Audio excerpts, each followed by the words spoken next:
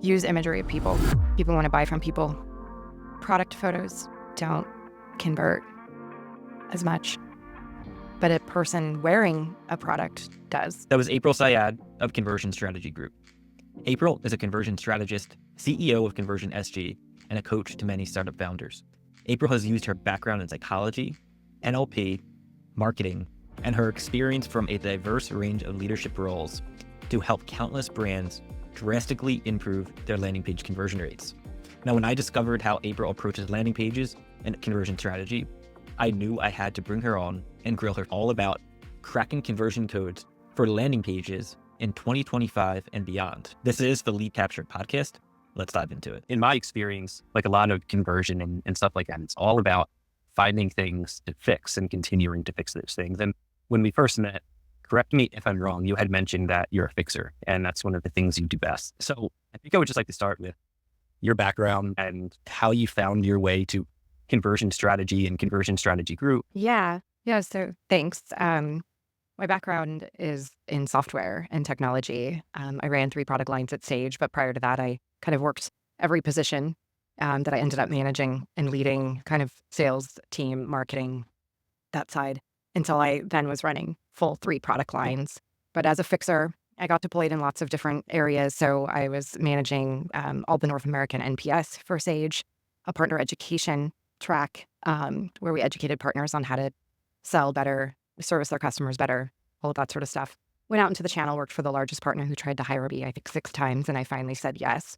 And ran sales, marketing, customer success there. And then I wanted to leave the industry, get out of ERP, learn something new, learn about AI. And so that's when I went to Bloomreach, which was kind of like the last corporate stop.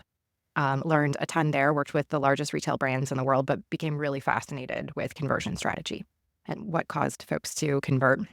So that kind of like started my love, but went out on the journey to do things different.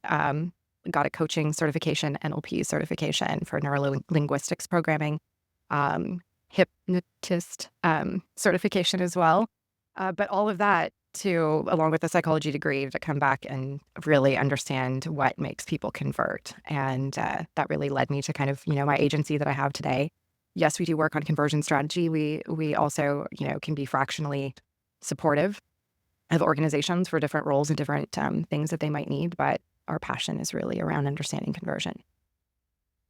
I'm curious about the neuro-linguistic programming part. How much does that help conversion strategy and landing pages specifically? Yeah, I mean, NLP, the biggest users of NLP, right, would be like a Tony Robbins, and they definitely utilize a lot of it in their conversion strategy and how they get folks to convert both in their programs, and on websites.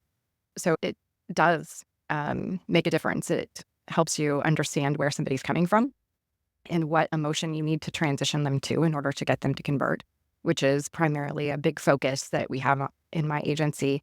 We're always diving into really understanding the persona of that individual and the state of mind that they're in so that we can understand how we can convert that person. Yeah, I love what you said about state of mind.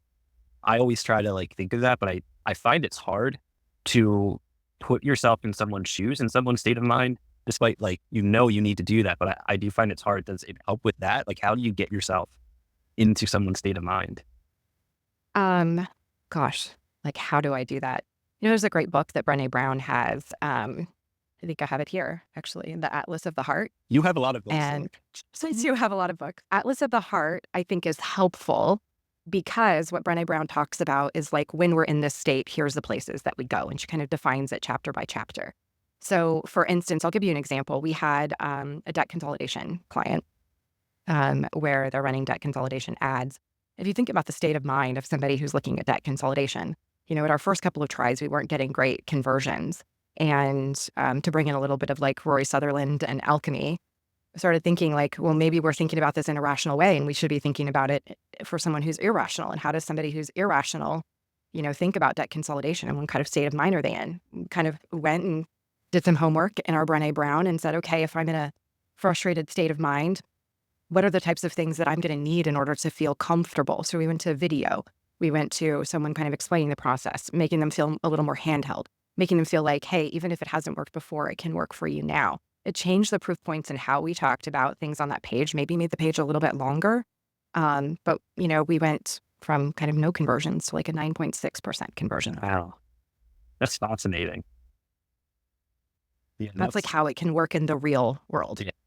I like a real world example. Yeah. There's so much you said there that I want to circle back to. But you touched on a really important thing, and it's you were at a state where you were not getting conversion. So clearly in your line of work, you deal with failure. How do you deal with failure? Well, when we are looking at pages that are failing, it allows us to kind of say, what are we learning here? What is this audience telling us about this failure? And so it's either that could be color scheme, could be placement of a button, could be lack of trust, could be, all of these things. They're giving you a clue of what you need to do. You watch recordings, you see how they're interacting with the page, and you take your lessons in the failure, right? For instance, we just had, and by the way, on page is no different than email campaign failures or LinkedIn campaign failures. It's kind of like all the same. Recently, was just meeting right before this with someone we're running a LinkedIn campaign for, and two of his other colleagues having success and his campaign not. So again, what's the failure? What's the failure teaching us? It's either that the persona that we're going after, which was a relatively new one, is not active on that platform. And they're not going to have these types of conversations. So what are we doing? We changed it up. We're running a side-by-side comparison campaign and seeing if we can get different results to, again, get the lessons back so that we can eventually get it successful. And I think the hardest part about marketing is when maybe you're working with someone who's not used to going through that process, and their thought process is, oh, I spend money here and then it produces this lead. And it's not always a linear line. It doesn't just go sometimes from spending. And especially when you're running pay-per-click ads and you're dealing with meta and you're dealing with audiences, and especially if you don't have any history and you're doing it for the first time. So you kind of have to tune your audience. In another example, in the loan consolidation, we were having issues with the audience. That's actually what we narrowed down to. And how we figured that out is we went and let some other folks who were producing leads on other websites dump to our page. And it started converting at a super high rate, which is what told us, okay, our problem isn't our landing page. Our problem is the audience that we are going after. And we just don't have our audience tuned properly. But this is a company that's done 0 ads prior. And so we're tuning Facebook for the very first time. And every single time you change a dynamic on there, you're starting that tuning process over. So, these are failures, but within that failure, you're learning something every single time. And it's about how can you gather data so that you can improve it. The toughest thing is when someone's like, oh, well, then pay-per-click ads don't work for us, or, landing page strategy doesn't work for us, or email campaigns don't work for you. It's not that they don't work for you. It's just that you haven't figured out the mechanisms that make it work. And there's so many pieces. I recently shared with someone who wanted to do a quick pay-per-click campaign, and we talked him out of it because I said there's 5 things that we have to figure out in order for a pay-per-click campaign to work. We have to have the audience right. We have to have the messaging right. We have to have the offer right. We have to have the landing page right. There's so many things that are factors that when you're starting for the first time, quick is not what you should be expecting to do. You should be expecting a 3-month journey, maybe even a 6-month journey. Because if you get it wrong a few times, then it's going to be, again, every time you're fine-tuning the audience. Now it takes more time. And depending on the budget, it could take longer. Yeah, it makes me think of like startups. It's all about quick, getting things done quick. I've been in that position so many times. So how do you go about communicating failure and those expectations back to the client? Because I think like on the one hand, you have to deal with the failure internally and mentally, and the team does. But then there's communicating those expectations to the clients. How do you go about that? Yeah. What we do is we're very upfront, we're very honest with anybody that we work with. So we kind of have timelines associated with all of the different types of communication platforms, and kind of average time to not only see success, but to maybe expectations for getting your first lead, so that we're kind of setting that up front, which sometimes is hard because you got a lot of people advertising now. It's like, oh, in the first 30 days, we're going to deliver you 45. And it's like, no, they're not going to. You don't want that. There's a lot of that because it's appealing. And the reason why is that works at getting somebody hooked and in the door. But in reality, they don't actually deliver those. I've even tested and tried some of those myself, right? To see do they know something that I don't know? Turns out no. But ultimately, it is just about being really honest, about being honest and transparent about what those timelines are looking like, so that if you do hit something early on, then it's a gift, right? It's really a gift, and then you're surprising and delighting a customer versus explaining why something's not working yet. And then it's also about just being really transparent about the data and having the data to back up like what we're seeing and what we're doing about that, and agreeing to those next steps. Yeah. So while we're on the topic of failure, I want to get to the point where we talked about like what's working right now in 2024, soon to be 2025 with landing pages. Yeah. Yeah. What would you say are some of the biggest landing page failures that you've seen? Because I think there's a lot to learn by what doesn't work and what's not working. Yeah. So, well, I think first thing that I will say is like, if it's B2C, the biggest failure that we see is that it's a product page versus a landing page. And we know through all of the tests that we've run, and we've run simultaneous tests on some pretty large brands, that a landing page will always convert better than a product page. So that's one big failure. If you're in the B2B, we see a lot of communicating about the what. This is what our product does. And you might be really excited about what your product does. It might have lots of features and functionality, or your service might have lots of features and functionality of what you do for somebody, but nobody buys by what or what you do. So we need to convert that into the benefit and the emotion and improving trust on the page. And those three things are usually left out. I go to a ton of startup pages where I'm looking at them and they're like, here's what our great product does in the market. And I think almost, going after investment in the investment community tunes them to communicating that way. And if they come from a product kind of, more engineering background, I think they're really excited about communicating the what their product does. But the what just doesn't convert. And those are the biggest things that, I see as challenges. And then, low on testimonials, low on social proof, and those might be lower on the page. Those need to be like right up in people's faces. And so those are some of the things that we constantly see that are just easy things to fix on a page that can help improve conversion. What's the best type of social proof to use on a landing page? On a landing page, if you can, on the right-hand side, have an image of a person with a quote that's from them, that's talking about the benefits, that's going to help. Even better if their eyesight is somewhat geared towards the button.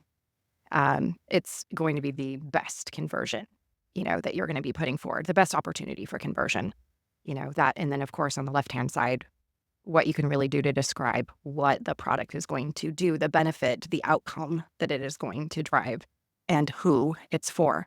Because I also go to a lot of pages where I don't know who this audience is for, and I don't know how someone would assume that they're in the audience. Yeah. So what I'm hearing is you're focused a ton on like the foundational stuff, like the bigger things, and like social proof, personas, and even the page type. Can you just talk through the difference between a product page and a landing page? Yeah. So a product page would be, you're coming to a page, it's got a description, it's got an add to cart there. And it's, usually that blocked description, and it's really focused on converting to cart, right? And we think that that's going to convert, but a landing page does something different. A landing page says, here's who this product is for and why you want to use the product. Here's all the benefits of this product. Here's, here's what people are saying about this product. Here's how happy people are about it. So we're putting all of those elements, just like a normal landing page of anything else, on a page, and we're converting the emotion, and we're making some assumptions about our persona and what state of mind they might be in when they're coming to this page, where they might be coming from. And, is it Pinterest and they were browsing? And this is a surprise thing that might be different than, hey, I clicked on an ad and now I'm coming and I have an expectation of this thing. My other pet peeve, even though, Bloomreach did do a good job of doing this for people, is, you've got either an ad campaign running or a Pinterest, campaign running, and someone clicks on a very specific item and it takes them to a search or a homepage, and you are just wasting that click. You're just absolutely wasting that click. So a search button, like a website with like a product search in the product search. Interesting. Great. Yeah. Like why would you make, it is about reducing friction in the process. And reducing friction as much as you possibly can. And that's why we like landing pages, because it gives someone all of the information necessary on one page in order to convert. So they don't have to go somewhere else. I think the other mistake that we see an awful lot is like keeping the navigation on those pages. And that really just allows somebody to bounce around and start doing research. And then people get into analysis paralysis. They have short term, especially right now, very, very short term, in terms of attention span. So you take them off page and you've lost them. You're losing that sale. You're not converting. They might come back. You might, be able to retarget them, but then you're paying for that time to bring them back and extending your cycle on that sale. You mentioned right now they have a short attention span. Is that in relation to like the time we're in? Yes. I think we are seeing that, we really need to make that impact in the hero section. More so, people aren't scrolling as much. You lose relatively like 80% of your traffic to the rest of the page. And that's consistent over all different kinds of industries, all different kinds of brands. It doesn't make a difference. So if you think about that, like how impactful does that hero have to be and what punch does it have to pack? The other thing is I see like some brands just really, really going like straight from ad to conversion and expecting a relationship with this person. And I think this is a huge mistake. We're kind of like falling into the pit of short attention span. But what that's giving us is on the other side, especially for B2B, is you're getting a higher churn rate because you're going for the quick conversion. So there's no emotion involved in that. It's like, oh, sure, I'll try it out. It's free for this many days or whatever, but it's just as easy for them to turn it off. There's no tie to the brand whatsoever. And we're finding that if we can get them to convert on other types of topics, maybe it's white papers, maybe it's a webinar, maybe it's something like that, where they're now a part of your community and they're starting to kind of like buy into what you're talking about. Then they want to identify as being a part of with that brand, and it makes the buying process different and you don't get as high of churn. So brands that are able to do that better in their conversion process and have other things for folks to convert on besides just buying the product, I think can form a better relationship. But back to our earlier point, that takes patience and time.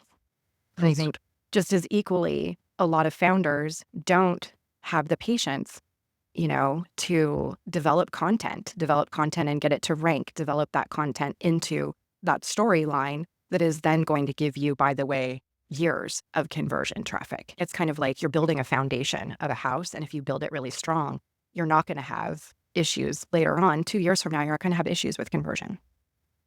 I like how you tie all this stuff to churn and like show how it impacts the funnel, because I truly believe that is the case. And churn is the worst thing ever. I can't stand it. That's the one thing that stresses me out. And the numbers are going up. They're not going down. And I see it with a numerous amount of the brands that we work with. But if you can get them to identify and want to be a part of your brand because it says something about them, then you've made that relationship jump. And then they're not going to just churn really quickly. They might even just have a conversation with you first. And that's where you need them to be. And on the topic of the hero section, so something that drives me absolutely crazy is I'll do a lot of work on a landing page, and this happens so consistent, right? I'll set up Hotjar, I'll go back in and look, and like you said, no one scrolls down. And I've debated back and forth with so many people about what that means and what to do about the content below the fold. How much do you focus on that content? I feel like it has a purpose, especially like as someone who's young. I would think they would have more intent if they're reading that, but just kind of curious about your thoughts on it. Well, what it tells you is it tells you about their personality. So it tells you that they're more of a skeptic. So the folks that scroll down longer on the page are like CFOs. They're COOs. They are folks that want to know the details about everything. Might be lawyer.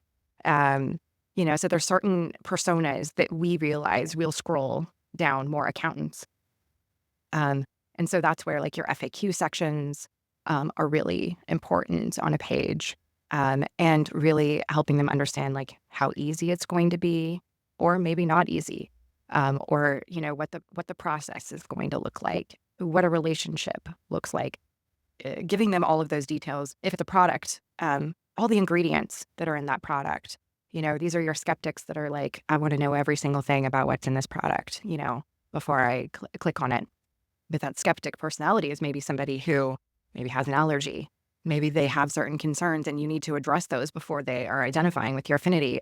Liquid IV would be a great, study of that. We tested landing pages versus product pages, and their audience primarily really, really wanted to understand all of the different ingredients. They wanted to understand, for a new flavor launch, what did that flavor taste like? What are people saying about it? Those types of things before they would convert. We were able to convert like pretty darn certainty once we're giving that skeptic all of those details on a page. And it's interesting. I'm seeing how you are able to put yourself in the mind of in person on the page, just hearing the way that you're talking about this.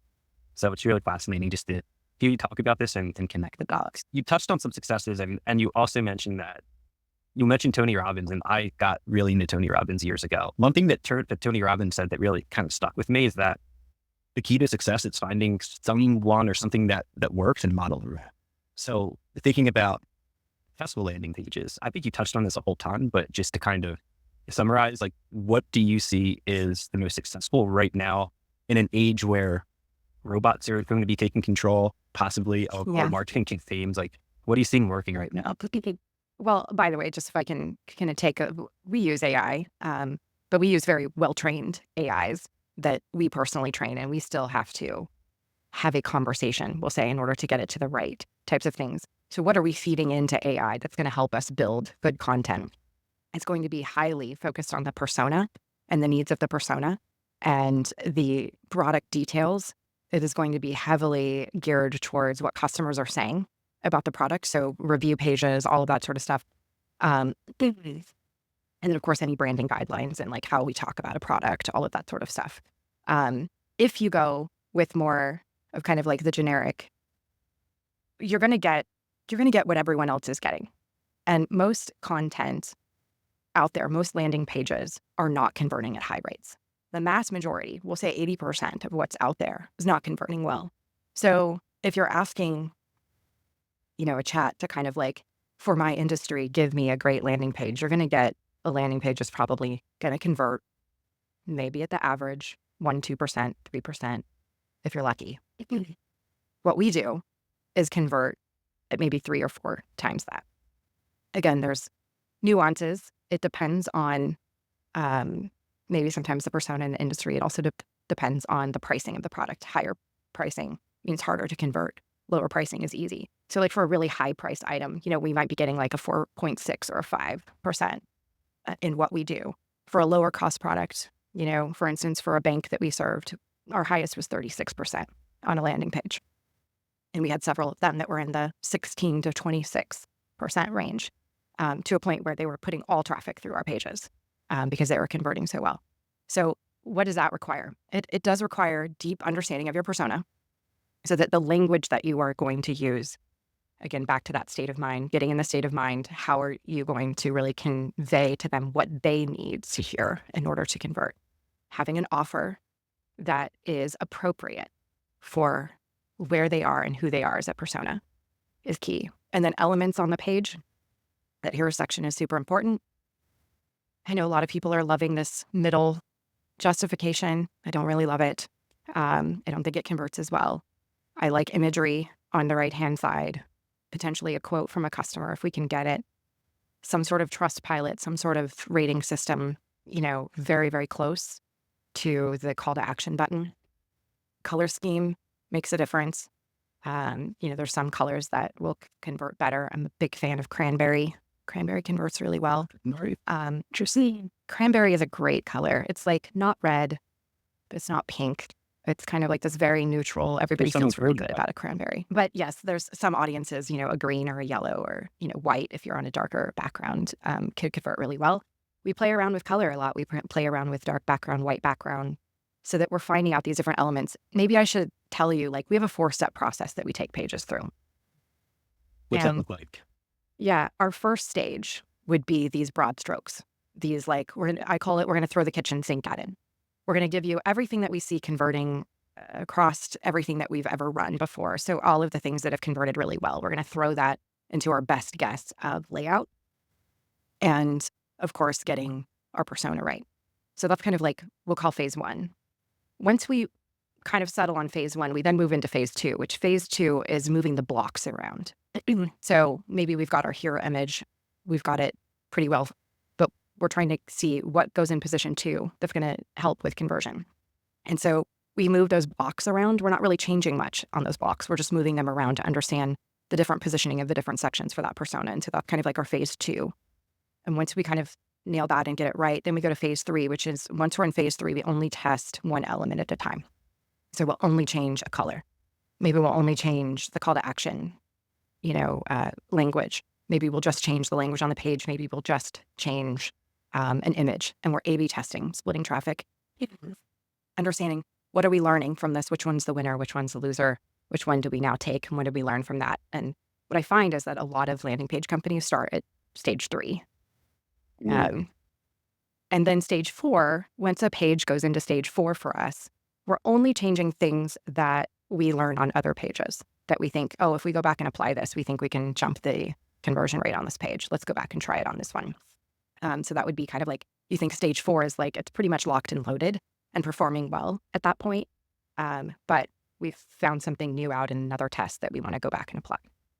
I love that. Do you have a name for the 4-step process? You just call it the 4-step process. It's just 4 steps. Yes, we have it on the slide. Yeah, it needs like a conversion, I don't know, some sort of fancy conversion process. But so that actually leads me to a question too. I've seen a lot of people approach it where they'll just send people to like a homepage, or in the example that you talked about, to a search bar, like a page with a search bar, just to buy data. Do you start with the landing page like 100% of the time, or do you find yourself sometimes just buying data and sending it to like a generic page?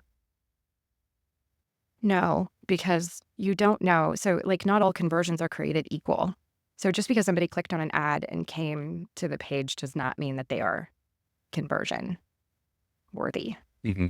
And I think that's the challenge, is like, you don't know if you are actually going to close. I talked to a lead yesterday and is working with an offshore team, and he says, yeah, they started running ads and we're getting conversions right away.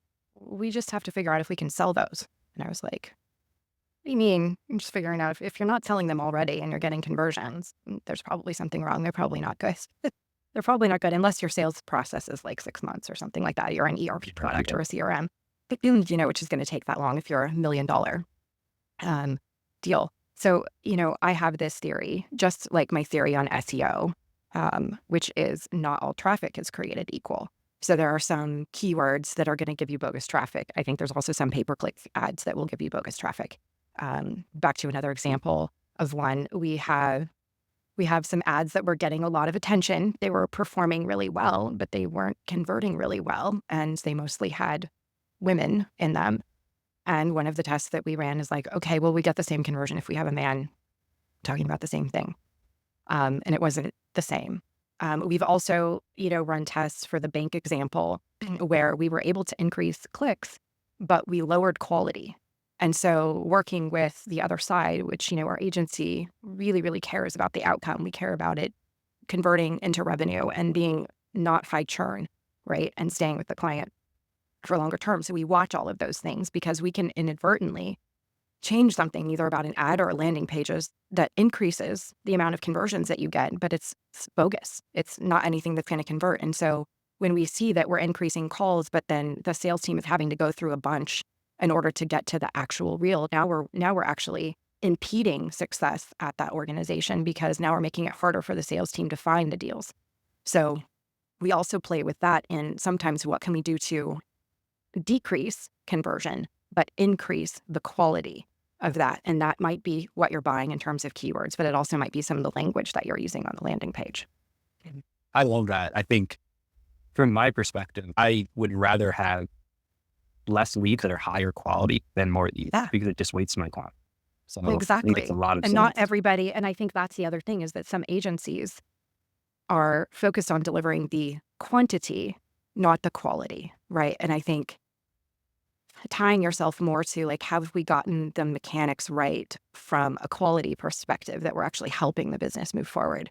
I think that's why we work well with startups, because we're able to do rapid experimentation and change things, not necessarily having to use super high budgets to do those tests, but to figure out the fails and the successes relatively, within a reasonable amount of time.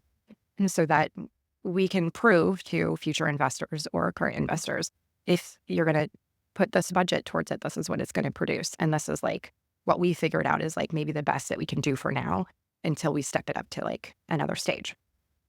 So I wanted to touch on personas, but you just said something that I've been thinking about a ton. I think a lot of people are probably thinking about this. It deals with, you just mentioned low budgets. So let's say someone's watching this and they don't have a ton of traffic and they don't have a big budget. How do you think about A/B testing and just testing and conversion optimization in general? And especially if you can't get to statistical significance. Yep. So we've run into that scenario a bunch, and that's where like our kitchen sink approach works really well because we're not using the assumptions from their specific audience because we don't have it. We have to use assumptions and basically throw the kitchen sink at what the best of what we can do, and then we watch. We watch very carefully, kind of like what we're doing if it's a low budget from an ad perspective. We're really careful on those, and we usually try to test messaging. My recommendation is you can test with a limited budget, let's say $1,000, 10 different types of language and see what people click on, which means you now know how your persona likes you to talk about this, which gives you then an indicator of how you might want to position it on a landing page. So, with a relatively, like, you could do that over 2 weeks with $1,000, test different messaging, see what folks are attracted to. That is like a limited test that can help you then take it to the next stage of testing, which then would be like, maybe making some changes to the language on your landing page or the offer, things like that. Because you're right, you're not going to get enough traffic that's going to pull into statistical validation. So, it might take you 6 months or a year with something like that.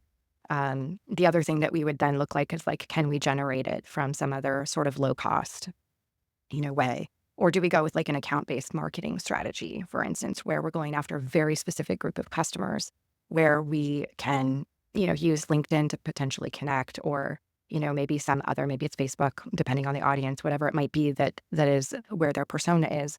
That's kind of like more of a direct message type of campaign where we're trying to get at these, or maybe we're trying to get introductions. We look for low-cost strategies to figuring out the persona that's going to give us the indicators of then what we could do on a more massive scale.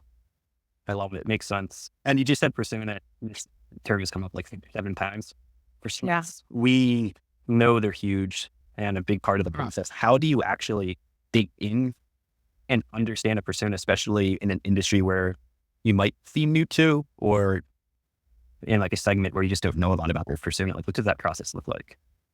Yeah, we go through a persona like discovery mapping process, and there's 6 levers that we look at, which is also like, I think, different. So yes, like the audience, like what are their likes, their priorities, their dreams, like all of that stuff.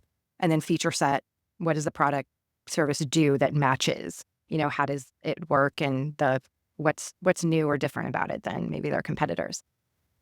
And I find most people do audience, they do the feature section, they'll do aim, like what do we want to achieve with this messaging? So where we're different, we take it to another level, is then we focus on the benefits. Like how do these specific features benefit that audience in particular? And it might be different for different personas because they might have different levers. Somebody who's appealing to a mom, it's going to be different than how they would appeal to a dad. The benefits would be different that you would be highlighting to either one of those. Mm-hmm. And then we look at the strategy, which is like, how are we going to use and message each one of these separate benefits? And which one can we rank them in some sort of order in terms of hierarchy? And then how do we bring that into the messaging to make sure that that's really front and center? And then the last piece would be the emotion piece. My best example of emotion. So accounting manufacturer, they had never done a head-to-head comparison against their competitor before. And we encouraged them to do, instead of a general landing page for all competitors, we said, let's go head-to-head with your top competitor. And in doing so, we really got into the persona of the person, which we already knew because we were already doing other landing pages that worked really well. But here we really focused on, well, why is someone searching an alternative to this particular product? And through our research, we found it was likely because of a support incident, and a support incident that probably didn't end very well because that was like the highest complaints about this product. And so we just kind of figured, well, that's why they're then turning right away and give me alternatives to this. So you think about the state of mind that somebody in who's frustrated, who's angry, who has low trust. So what did we do on that page? The first thing is you got is a testimonial about how great their support is. The next section was, here's how easy it is to convert from this product to this product. Here's the raving fans that are talking about how much they enjoy the support of this product. And then here's the feature set comparison. And here's how you're going to get started. 14.67% conversion rate off of like a previous 3 off their general. So it just tells you, like, really diving into like, well, then why? Why were they typing that in? And then, of course, the ad was popping, and then we're taking them. And, I find a lot of times that people aren't buying competitor words, or they aren't buying like alternative to. It's a huge opportunity to do a head-to-head comparison if you're confident about your head-to-head comparison and to use your testimonials, especially if you've converted somebody from that brand, to really do a great landing page that can convert that traffic. Yeah, it makes me think back to when I was competing against SendGrid at a previous company. I was buying traffic. I even started to buy SendGrid login, and I would go in with landing pages like that, and we would convert traffic at like that rate. Yep. What are your thoughts on competitor pages if you are the category leader? Do you think it's still worth doing that and like creating them for your lesser competitors? I do. I do. Even if you're a category leader, I think, what you're trying to do is you're trying to become the authority in what the industry is putting out. And so you should have head-to-head comparisons, even if it's blog articles, you should have head-to-head comparisons. Plus, it's really great from an SEO perspective. It's great SEO content, which is why I also like it. So it's like a triple purpose kind of page, especially if you're adding like an FAQ down to the bottom, which works great from an SEO perspective. And so you're giving not only a great landing page, but a great SEO page, works for you all around. You're inspiring me to launch some competitor campaigns. I'm going to have to do that when I relaunch all my paid search. For sure. For sure. It is definitely, it's an easy way. In fact, with one brand that we're launching for the first time running pay-per-click ads, that's where we're going first, because it's low hanging fruit that we know that we can grab. And also, when you're doing your SEO analysis, you can kind of see which ones of those are the cheapest of the words, and also which are the easiest from an SEO perspective to grab. So it gives you kind of like a green field to kind of go and pick off the ones that are going to be a little bit easier versus the ones that are harder. Yeah, that makes a lot of sense. Do you have any thoughts or opinions on branded campaigns? Meaning like your own brand? Yeah, like on bidding pay-per-click? on your own brand. That debate comes up at every company I've been at. Well, if you have the best SEO, when I was at Blytheco, I worked with one of the best, probably SEO, and he's retired now. I wish he wasn't. I'd love to pull him out of retirement. One of the best SEO. Gary Dahl, if you're listening to this out there, I give you props all the time. Because if you're confident that you're going to show up in every single search term, which is what we were, then we didn't need to do any branded.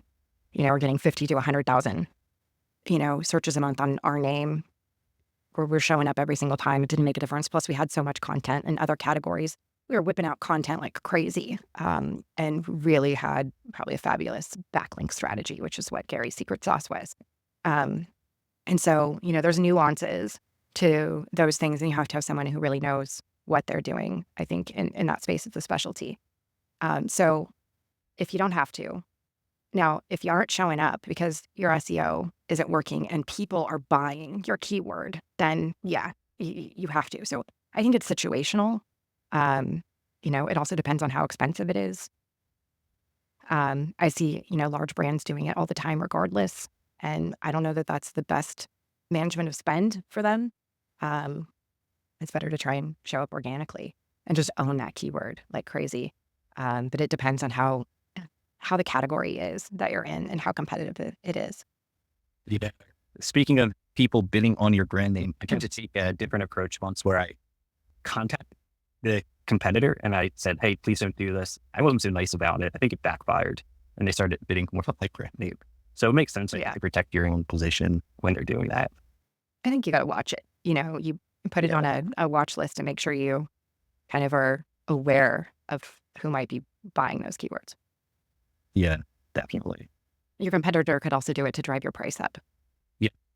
Yeah, I've seen that happen. Mm-hmm. We discussed landing pages with time, obviously, because that's what this is about. When it comes to building landing pages, what do you recommend? I'm sure that you're building tons and tons of landing pages at Conversion Strategy Group.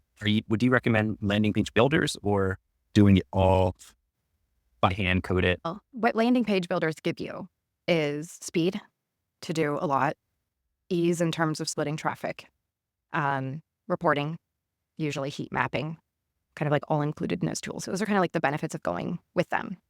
We find when you're like hand coding, especially if you're in something like Shopify and you're a brand, with the templates, we just have learned that depending on how your site was set up, there might be booby traps, and those might make it complicated to do that sort of work, which means like every time you're in there and touching something, you have risk of breaking something else, and then you might have to like do regression testing on the entire site, especially if you have the e-com in there to make sure that you haven't ruined any codes or, stuff like that. So with ecom, I definitely think, landing pages are a lot easier, or landing page builder.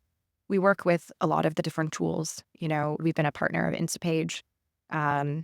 We like Unbounced. Unbounced seems to be a little bit more reasonably priced right now than Instapage. So, but maybe less features. But if you're a small brand that needs something that works really well, that's where we have a lot of our startups on Unbounced. HubSpot, you can do landing pages obviously on HubSpot, limited in terms of layout there. So there is some limited functionality, but you get all of the same A/B testing. So if you're using HubSpot, you could certainly use their landing page builder, and if that's included in what you have. A lot of people are doing their own CRO, or they might be looking for help. What should someone look for when they're looking to work with someone like you or another contractor? I don't think there's a lot of great information out there about what to look for. Yeah, I mean, I think the important things are, well, do they have a history in conversion? Can they show you some case studies? Sometimes that's difficult because in our industry, like, not a lot of people want their data shared. So, anecdotally, we'll share some, non-branded information, especially with those that, want that protected. But if we can tell, we will. So I think sometimes that's a difficulty, but do they have stories that they can share? Do you feel that you're confident? The other thing is, like, do you feel like you can have a good conversation with that person? Like, what if it was a difficult conversation? Would you feel nervous kind of approaching that person with, like, hey, I don't think this is going so well. How do we fix it? So those are kind of like some of the softer things. I think then it's about, like, okay, well, what's their tool set? What does their team, look like?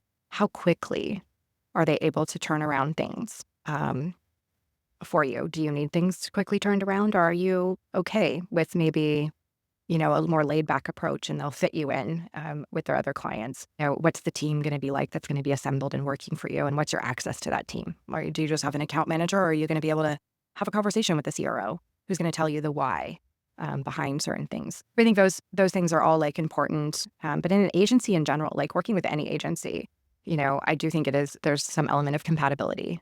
There is an element of, like, do you agree with their strategy that they're kind of putting forth, and they should talk to you about the strategy in advance. Then does it fit within your budget, or can you make something work? We do an advisory option for smaller brands, for instance, that maybe want to do the work themselves, but they want advice from us. And so we'll just advise them, and then, like, hey, you take the work on, but we'll have meetings with you where we're talking about strategy. We're looking at the data together, and we'll tell you where we would go next. So, do they have options that fit in every single kind of, like, budget realm? And will they work with a blended team, or are they like, no, you got to use our entire team? And if you don't, then, that's it. So I think it just depends on what exactly you're looking for, what the results are that you're looking for. But also approach it with, like, an open mind. Like, it's really hard when you go to an agency and you're like, hey, month one, what can you deliver in terms of results? You're basically going to get a lie, because it's really, really tough to say, like, month one, unless you've been running ads and landing pages before and you have a history. I can then confidently come in and say, like, in 2 or 3 turns, we'll have you at 3x usually. But that's if you've got a machine and I can look at your data. If you're going from barely anything with no statistical validation, then know that we're going to have to build that story, that data story, that's going to tell us what's going to convert. Yes, I think you just gave a lot of really good tips, and also some red flags to kind of pay attention to when you're going to work with somebody. That's awesome. Last question. Let's end with a hot take on landing page. Just Use imagery of people. People want to buy from people. Even if it's not good? Yes. I mean, you can pay someone to, like, doctor up a stock photo to make it look not so stocky and to integrate it in better. But yeah, product photos don't convert as much, but a person wearing a product does, or a person using a product does. So people want to buy from people that look like them. So in SaaS, a person using a product, like sitting at a computer, using it? or just an image of a person that looks like your top demographic for that page. Mhm. It'll convert better. It's all of our tests. Product photos versus human photos. Human converts better every time. I won't say every time. I'll say 99.5% of the time. I love it. Thank you very much. This was a great conversation. I learned a lot. So many notes. I appreciate it. Awesome. This was a wonderful enjoy, working with you and your product, and really appreciate the time and opportunity.